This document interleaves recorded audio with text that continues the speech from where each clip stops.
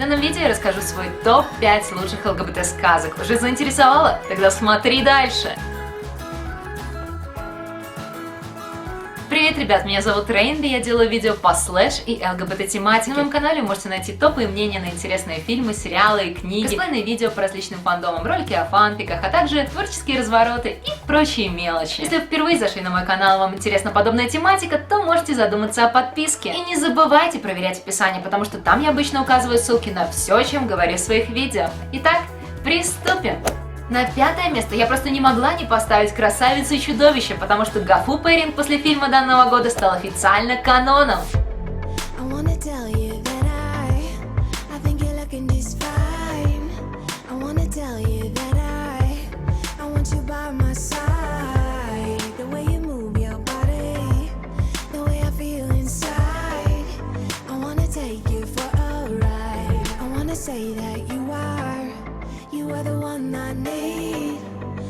Say that you are the one who's making me breathe. I hope that you can stay here. Yeah, you can stay the night. I hope that you can stay with me. Wanna be with you. Do you want me to? Wanna be with you. You're the one that I want. You're the one that I need. You're the one that I want. Ah, LeFou, you're the best. How is it no girl has snatched you up yet? Friend and my dearest companion. You are the most gorgeous thing I've ever seen. Nobody deserves it. If you'd stay here, it'd be more than okay.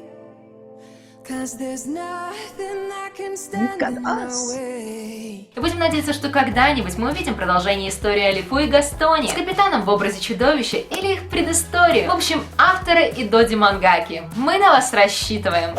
4-е место и, пожалуй, самая переоцененная книга за последнее время – Promised Land. Сколько вокруг нее было и есть шума, огроменная пиар-компания, печатные, электронные, аудиоверсии книги, фон-атрибутика на любой вкус, майки, постеры, разукрашки. И я чувствую, это далеко не предел. История разворачивается вокруг принца Лео и сына фермера Джека. Мальчишки встречаются еще в детстве, и с годами их дружба лишь крепчает, впоследствии перерастая в нечто большее. Магия, борьба со злом, трудности, которые надо преодолеть, чтобы в конце обрести свое счастье. Звучит замечательно, однако исполнение слегка подкачало. Арт великолепен, несмотря на то, что взрослые и дети в некоторых местах выглядят почти одинаково. А там я вообще долгое время не замечала, что герои изображены детьми и вроде как уже взрослыми. В основном главную роль в моем недовольстве данной книги сыграл весь этот ажиотаж вокруг нее. Великие ожидания, которые не особо оправдались. Главными минусами стали сюжет и текст, который не всегда довольно удобно читать. А еще мне показалось странным, что началось повествование стихами, дальше пошла проза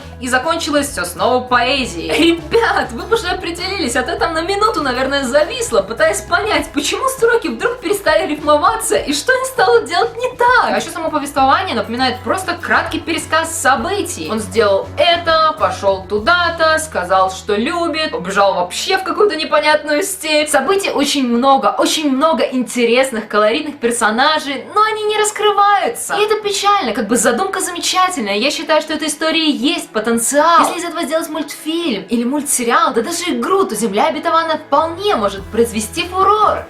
3-е место и The Princess and the Treasure. Принцы и сокровища. Это была первая ЛГБТ-сказка, увидевшаяся в 2014 году. Единственная, которая у меня есть в печатном варианте. И она весьма неплоха. В ней есть свои минусы в виде слащавости в некоторых местах и проседающего сюжета. Но в целом все весьма неплохо. А еще арт очень-очень греет душу. Сама история повествует о двух парнях, Гэланте и Эрнесте, которые отправляются спасти прекрасную принцессу Элену, чтобы впоследствии жениться на ней, но по дороге находит свое счастье в совсем другом месте. I found love when it wasn't supposed to be. Right in front of me, talk some sense to me. Милая сказка о влюбленных друг друга принцах, первая в своем роде. А еще принцесса Елена тут классическая слэшерка. Двигаемся дальше.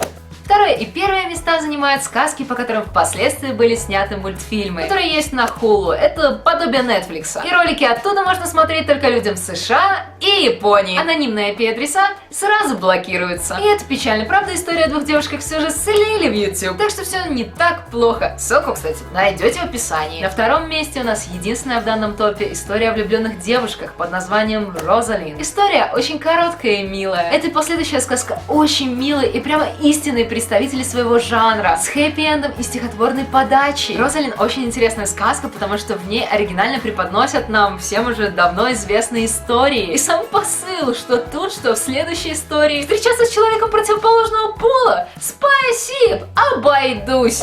Первое место и сказка, на которую я натолкнулась от силы неделю назад. Это The Bravest Knight Who Ever Lived. Самый храбрый рыцарь, который когда-либо жил. Про мальчика Седрика. Здравствуй, парень Седрик и Фобос. Тоже сына фермера, который с детства был окружен тыквами. Everybody. Тыква, тыква, тыква, тыква, тыква, тыква, тыква, тыква, тыква, тыква, тыква, тыква, тыква.